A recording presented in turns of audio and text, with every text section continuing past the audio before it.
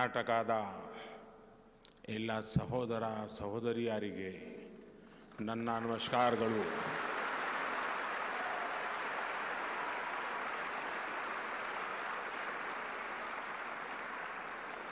आप सभी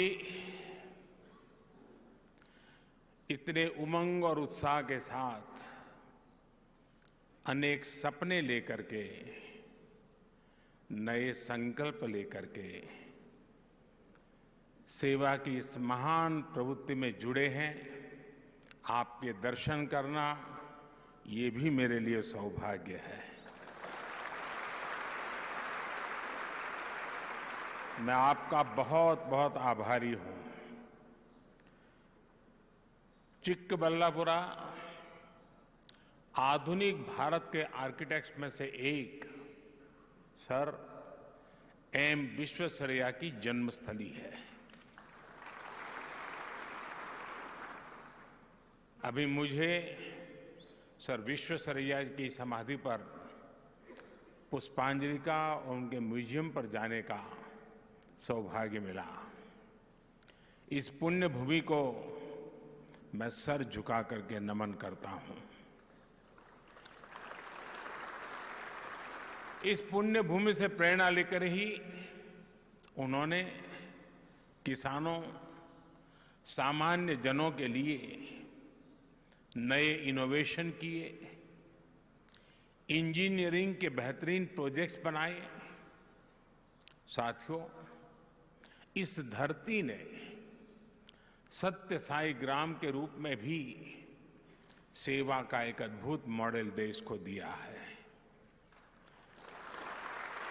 शिक्षा और स्वास्थ्य के माध्यम से जिस प्रकार मानव सेवा का मिशन यहां चल रहा है वो वाकई अद्भुत है. आज जो यहां मेडिकल कॉलेज शुरू हो रहा है, इससे ये मिशन और सशक्त हुआ है. Shri Madhusudan Sai institute of medical science and research हर वर्ष अनेक नए प्रतिभावान डॉक्टर देश की कोटि कोटि जनता की सेवा में राष्ट्र को समर्पित करेगा. मैं संस्थान को और चिक्कबल्लापुरा यहां के सभी लोगों को बहुत बहुत बधाई देता हूं. भाइयों और बहनों, आजादी के अमृत महोत्सव में देश ने विकसित होने का संकल्प लिया है. कई बार लोग पूछते हैं कि भारत इतने कम समय में, क्योंकि मैंने कहा है 2047 जब आजादी के 100 साल होंगे, तो लोग पूछते हैं कि इतने कम समय में भारत विकसित कैसे बनेगा. इतनी चुनौतियां हैं, इतना काम है, इतने काम कम समय में पूरा कैसे होगा. इस सवाल का एक ही जवाब है, सशक्त जवाब है, संकल्प से भरा जवाब है, सिद्धियां प्राप्त होने की ताकत वाला जवाब है. और वो जवाब है सबका प्रयास.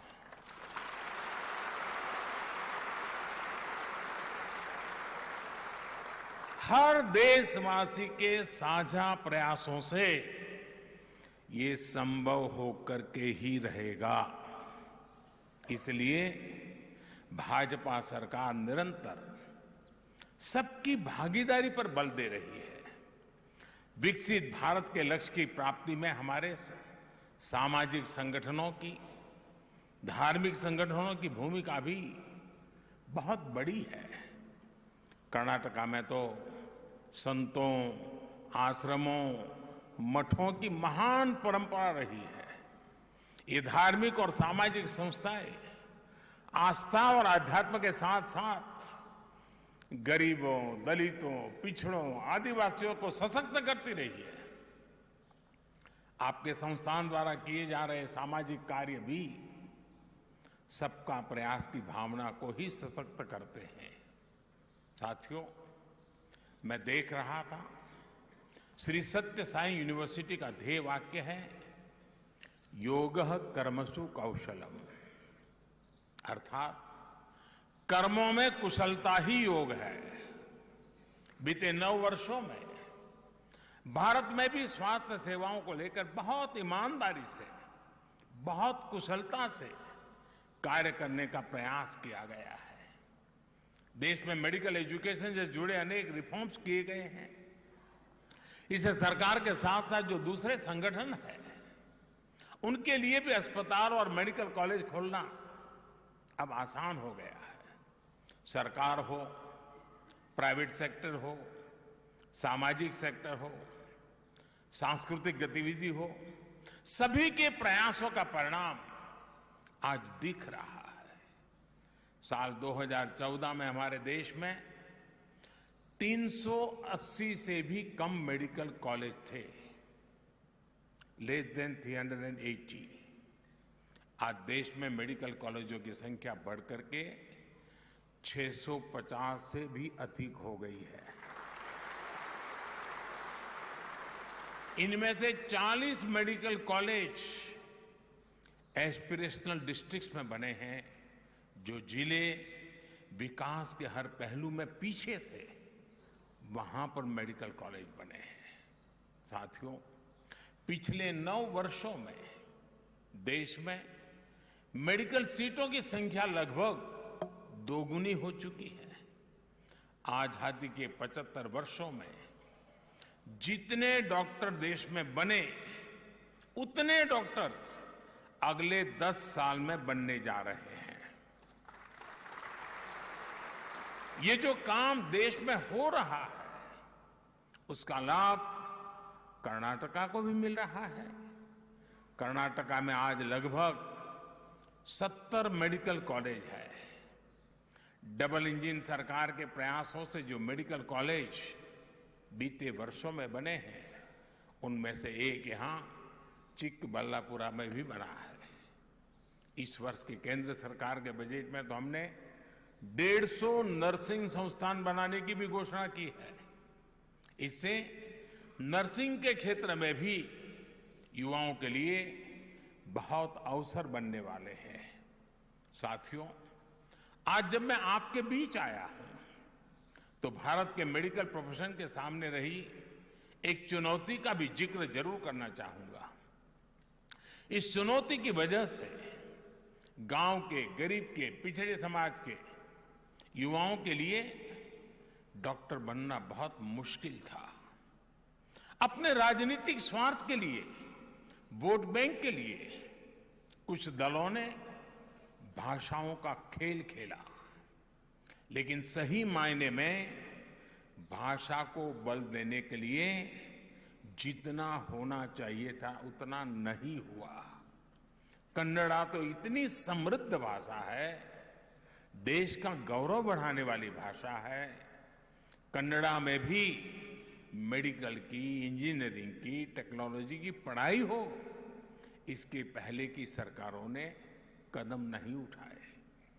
ये राजनीतिक दल नहीं चाहते थे कि गांव, गरीब, दलित, पिछड़े परिवार को बेटे बेटी भी डॉक्टर, इंजीनियर बन सके।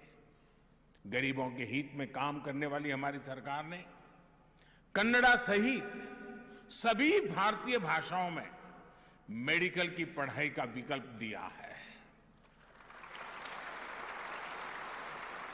भाइयों और बहनों, लंबे समय तक देश में ऐसी राजनीति चली है जहां गरीबों को सिर्फ वोट बैंक समझा गया, जबकि भाजपा सरकार ने गरीब की सेवा को अपना सर्वोच्च कर्तव्य माना है। हमने गरीब और मिडिल क्लास के आरोग्य को प्राथमिकता दी है। हमने देश में सस्ती दवाओं की दुकानें, जन औषधि केंद्र खोले हैं। आज देश में लगभग 10,000 जन औषधि केंद्र हैं, जिसमें से 1,000 से ज्यादा हमारे ये कर्नाटका में ही है। इन केंद्रों की वजह से कर्नाटका के गरीबों के हजारों करोड़ रुपए दवाओं पर खर्च होने से बचे हैं। साथियों, मैं आपको वो पुराने दिन भी याद कराने को कहूंगा जब गरीब इलाज के लिए अस्पताल जाने की हिम्मत नहीं कर पाता था। भाजपा सरकार ने गरीब की इस चिंता को समझा, उसका समाधान किया। आज आयुष्मान भारत योजना ने गरीब परिवार के लिए अच्छे अस्पतालों के दरवाजे खोल दिए हैं। भाजपा सरकार ने गरीब को 5 लाख रुपए तक का मुफ्त इलाज करने की गारंटी दी है। कर्नाटका के भी लाखों लोगों को इस योजना का लाभ हुआ है। साथियों, पहले हार्ट सर्जरी हो, नी रिप्लेसमेंट हो, डायलिसिस हो, ये सब भी बहुत महंगा होता था। गरीबों की सरकार ने, भाजपा की सरकार ने इनको भी सस्ता कर दिया है। मुफ्त डायलिसिस की सुविधा ने भी गरीबों के हजारों करोड़ रुपए खर्च होने से बचाए हैं। साथियों, हम स्वास्थ्य से जुड़ी नीतियों में माताओं बहनों को सर्वोच्च प्राथमिकता दे रहे हैं। जब मां का स्वास्थ्य, मां का पोषण बेहतर होता है तो पूरी पीढ़ी का स्वास्थ्य सुधरता है। इसलिए चाहे शौचालय बनाने की योजना हो, मुफ्त गैस कनेक्शन की योजना हो, हर घर तक नल से जल पहुंचाने की योजना हो, मुफ्त सैनिटरी पैड्स देने की योजना हो, या पौष्टिक खाने के लिए सीधे बैंक में पैसे भेजना हो, ये सब माताओं बहनों के स्वास्थ्य को ध्यान में रखते हुए किया जा रहा है। विशेषकर ब्रेस्ट कैंसर को लेकर भी भाजपा सरकार सतर्क है। अब गांवों में जो हेल्थ एंड वेलनेस सेंटर खोले जा रहे हैं, वहां पर ऐसी बीमारियों की स्क्रीनिंग का प्रयास हो रहा है। मकसद यही है कि शुरुआती दौर में ही बीमारियों की पहचान की जा सके। इससे माताओं बहनों के जीवन पर बड़े संकट को हम रोकने में सफल हो रहे हैं। मैं बोम्मई जी और उनकी टीम को बधाई दूंगा कि कर्नाटका में भी 9,000 से अधिक हेल्थ एंड वेलनेस सेंटर बने हैं। हमारी सरकार बेटियों को ऐसा जीवन देने में जुटी है जिससे वो खुद भी स्वस्थ रहे और आगे जाकर के संतान भी स्वस्थ रहे। भाइयों और बहनों, आज मैं कर्नाटका सरकार की एक और वजह से प्रशंसा करूंगा। बीते वर्षों में भाजपा सरकार ने एएनएम और आशा बहनों को और सशक्त किया है। उन्हें आधुनिक टेक्नोलॉजी वाले गैजेट्स दिए गए हैं, उनका काम आसान बनाया गया है। कर्नाटका में आज लगभग 50,000 आशा और एएनएम कार्यकर्ता हैं, लगभग 1 लाख रजिस्टर्ड नर्सें और दूसरे हेल्थ वर्कर हैं। डबल इंजन सरकार इन सभी साथियों को हर संभव सुविधाएं देने के लिए जीवन आसान बनाने के प्रयासरत है। साथियों, आरोग्य के साथ साथ माताओं बहनों बेटियों के आर्थिक सशक्तिकरण पर भी डबल इंजन सरकार का पूरा ध्यान है। ये धरती तो मिल्क और सिल्क की धरती है। ये हमारी सरकार है जिसने पशुपालकों के लिए भी किसान क्रेडिट कार्ड की सुविधा सुनिश्चित की है। पशुओं का स्वास्थ्य ठीक रहे, इसके लिए सबसे बड़ा मुफ्त टीकाकरण अभियान भी हमारी सरकार ने शुरू किया। इस अभियान पर 12,000 करोड़ रुपए खर्च किए जा रहे हैं। डबल इंजन सरकार का यह भी प्रयास है कि डेयरी कोऑपरेटिव में महिलाओं की भागीदारी और अधिक बढ़े। गांव में महिलाओं के जो सेल्फ हेल्प ग्रुप्स हैं, उनको भी सशक्त किया जा रहा है। साथियों, जब देश स्वस्थ रहेगा, जब विकास में सबका प्रयास लगेगा, तो विकसित भारत का लक्ष्य हम और तेजी से प्राप्त करेंगे। मैं एक बार फिर से श्री मधुसूदन साई इंस्टीट्यूट से जुड़े सभी साथियों को मानव सेवा के उस उत्तम प्रयास के लिए हृदय से बहुत बहुत बधाई देता हूं।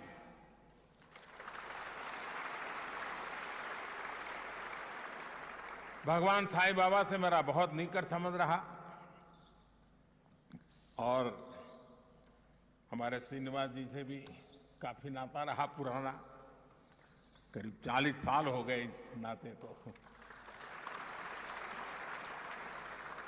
और इसलिए न मैं यहां अतिथि हूं, न मैं मेहमान हूं, मैं तो आप ही के यहां की इस धरती का ही संतान हूं।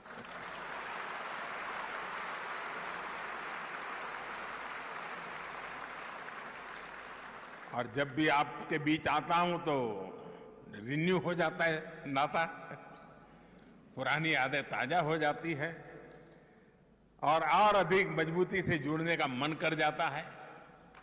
मुझे यहां आमंत्रित करने के लिए मैं आपका पुनः बहुत बहुत आभारी हूं।